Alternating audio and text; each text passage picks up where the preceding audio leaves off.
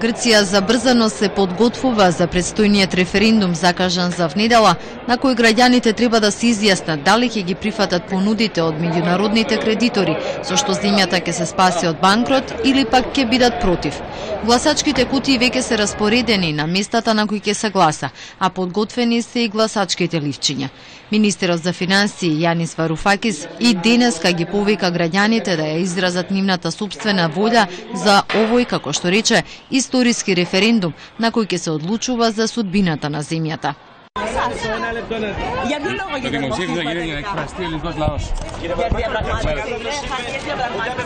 Грчкиот премиер Алексис Ципрас се уверен дека граѓаните нема уште долго да страдаат поради затворањето на банките. Тој очекува да биде постигнат договор со кредиторите 48 часа по референдумот.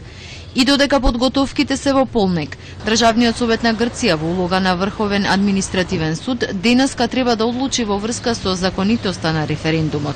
Легалноста на референдумот е доведена во прашање, бидејќи еден адвокат и еден инженер сметаат дека тој е неуставен, заради што бараат референдумот да биде поништен.